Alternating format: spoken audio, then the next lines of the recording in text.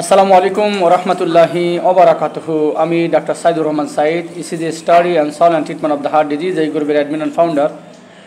মাদারীপুরবাসীর জন্য চিকিৎসা সেবা, মাদারীপুরবাসীর জন্য চিকিৎসা সেবা ফেসবুক গ্রুপ, এই গ্রুপেরও অ্যাডমিন অ্যান্ড ফাউন্ডার। তো আজকে আমরা একজন রুগীর সম্বন্ধে আলোচনা করব, যে রুগী গত মাসের 17 তারিখে আমার কাছে আসছিল, 17/11/2024।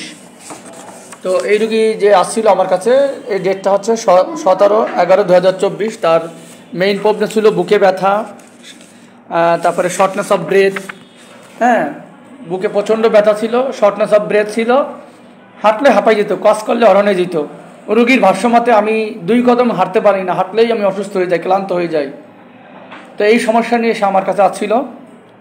তো আমরা তাকে কিছু পরীক্ষা নিরীক্ষা করি এবং তাকে আশ্বস্ত করি যে ইনশাআল্লাহ আপনি ভালো হয়ে যাবেন।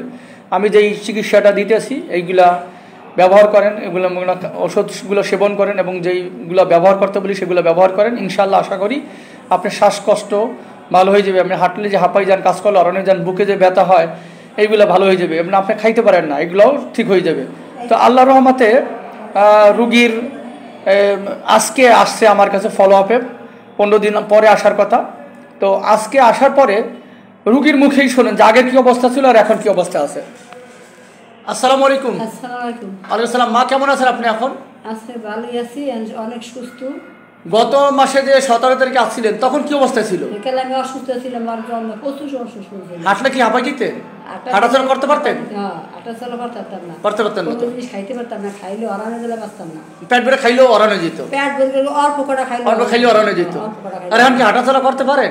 হাঁটাচলা করতে পারি, আবার পেট ভরে ভাত খাই, বাইদ্য খাইতে পারেন। মাশাআল্লাহ, শ্বাসকষ্ট নাই? না, এখন আর অরান হয়ে যান না? আছে, খাইতে যাই না। হ্যাঁ, তা আমরা অরান হয়ে যান না এখন? অরান না। আগে পেট ভরে ভাত খাইলেও অরান হয়ে যেতেন, অল্প খাইলেও অরান হয়ে যেতেন। আর এখন তো আল্লাহর মধ্যে সেই সমস্যা নাই। না, এই সমস্যা নাই। এই সমস্যার এখন কি ডাক্তার দিয়ে ওষুধ খাবেন নাকি ফার্মেসি থেকে ওষুধ খাবেন? এই অসুস্থ কতদিন ছিলেন? সত্যতা কইবেন। অসুস্থ প্রায় 2 বছর ধরে। 2 বছর ধরে অসুস্থ? হ্যাঁ, ভালো কোনো ডাক্তার বেশি বাড়াইছে? এই এখন এই গত মাসের পর থেকে ওষুধ দেখার পর আর কি খারাপ ছিলেন? না, আগে খারাপ ছিলাম। মাস 2টা মাত্র আমি কথাই বলতে পারেন না। কথা কইলে অর্ধেক বাইরিত, আর অর্ধেক বাইরিত না। ভাত খাইতে পারতেন না, খাইলেও শ্বাসকষ্ট উঠে। অল্প কটা ভাত খাইলে আমার শ্বাসের জ্বালায় আর অস্থির হয়ে যেতাম। এখন সেই অস্থিরতা তো কমছে না? অস্থির এখন খাবার খাইতে পারেন, হাঁটাচলা করতে পারেন, এখন বাজারও যাইতে পারেন হাইটা না? যাক। তো এই রুগীটা আসছে আমাদের সমাদদার থেকে। তো এই রুগী আর এক রুগীর মাধ্যমেই আসছে। তো উনি যাকে নিয়ে আসছে তাকে আমি একটু দেখাই। আসসালামু আলাইকুম, ভালো আছেন? হ্যাঁ, আপনি ভালো আছেন? আপনি ওনারা আমার কাছে নিয়ে আসছিলেন না? ওনার কি অবস্থা ছিল, এখন কি অবস্থা আছে? আগে কিরম ছিল? তাই না? প্রায় 2 বছর ধরে অসুস্থ ছিল, তাই না? আল্লাহর রহমতে তো দেখলেন। তো আর কি ওষুধ বাইরে থেকে কিনে খাবে নাকি এখন ডাক্তার দেয় ওষুধ খাবে?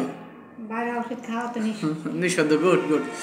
তো আসলে মূলত ওনার নুন কেস অফ ওনার ছিল হলো মেনলি আমরা বলি COPD, chronic obstructive pulmonary disease. এটা কর পালমোনারির দিকে চলে গেছিল। তো আল্লাহর রহমতে আমার যেই প্রেসক্রিপশন সেই অনুযায়ী সে ওষুধ খাইছে এবং রুগী স্বীকার করলো যে আর ওষুধ বাইরে থেকে খাবে না। এরকম অনেক রুগী আছেন যারা দোকান থেকে শ্বাসকষ্ট ওষুধ কিনে খান। এটা তাদের জন্য মারাত্মক ক্ষতি, কারণ দোকানদার তো বোঝে না, সে তো আর প্রেসক্রিপশন করার মতো তার যোগ্যতা নাই। তাকে ওষুধ বিক্রি করার জন্য সরকার লাইসেন্স দেওয়া হয়েছে। অনেক সময় দেখা যায় অনেক ধরনের রুগীরা উল্টোপাল্টা ওষুধ দোকান থেকে কিনে খায়। সেটা দোকানদারের পরামর্শ অথবা কারো পরামর্শ। এই কাজটা আপনারা করবেন না। এটা করলে কিন্তু দেখেন যে 2 বছরের শ্বাসকষ্ট, 2 বছর ধরে অসুস্থ, আল্লাহর রহমতে 15 দিনে তার চিকিৎসা আল্লাহর রহমতে ভালো হয়ে গেছে। তা আপনারা যদি এরকম যে কোনো ভালো ডাক্তারের কাছে যান যারা এরকম শ্বাসকষ্টের রুগী দেখে, আশা করি আপনাদের শ্বাসকষ্ট ভালো হয়ে যাবে। বুকে ব্যথা আছে মা এখন? না, বুকে ব্যথাও নাই। আগে যে বুকে ব্যথাও ছিল, বুকে ছিল, এখন আল্লাহ হাতে ভালো হয়ে গেছে। যাক, আলহামদুলিল্লাহ। এই কাশি দিনে সকালে কাশ দিত না, এই দিন আমি ঢাকা সিএমএ 5 বার খেয়ে দিয়েছি। কাশ ভালো হয়ে এখন কি ভালো হয়েছে? অল্প আছে আর কি। তাই তো। বাট আপনি কিন্তু বিভিন্ন জায়গায় গেছেন। অনেক জায়গায় গেছি। যাক, আলহামদুলিল্লাহ। তো ওনার কাশও নাই, অল্প আছে, যেটা আসলে কারণ কি এটা তো দীর্ঘদিনের রোগ, 1 বছর না 2 বছর ধরে সে ভুগতেছে। আশা করি ইনশাল্লাহ পুরোপুরি তার সুস্থ হয়ে যাবে আল্লাহ চাহে। তো এই জন্য আপনাদের কাছে বিনীতভাবে অনুরোধ করবো, আপনারা অবশ্যই ভালো ডাক্তার কাছে দেখাবেন, ভালো থাকবেন। দোকানদার কাছ থেকে নিজের পরামর্শ অথবা তার পরামর্শ ওষুধ খাবেন না, যে কোনো রেজিস্টার্ড চিকিৎসককে দেখান। ভালো চিকিৎসককে দেখাইলে আল্লাহ পাক চায় তো আপনারা ভালো থাকবেন, ভালো হবেন। তো সকলে ভালো থাকুন। এখন যে শীতকালে অবশ্যই নিজেরা সাবধানে থাকবেন, বাচ্চাদের সাবধানে রাখবেন, এবং বয়স্ক যারা আছে, যে নার মতো যারা বয়স্ক 65 বছর বয়স এরকম যারা, তারা অবশ্যই শীত থেকে বাঁচার জন্য গরম কাপড় চোপড় ব্যবহার করবেন, ঠান্ডা যাতে না লাগে সেদিকে লক্ষ্য রাখবেন। আশা করি আপনারা পুরো ভালো থাকবেন।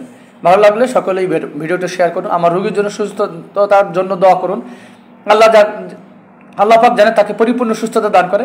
আমার জন্য দোয়া করুন, আল্লাহ সুবহানাহু ওয়া তাআলা যাতে মানুষের সঠিক রোগ ডায়াগনোস করে সঠিক চিকিৎসাটা নিশ্চিত করতে পারি, সেই তৌফিক আমাকে দান করুক এবং সমস্ত ডাক্তার ভাই বোনকে দান করুক।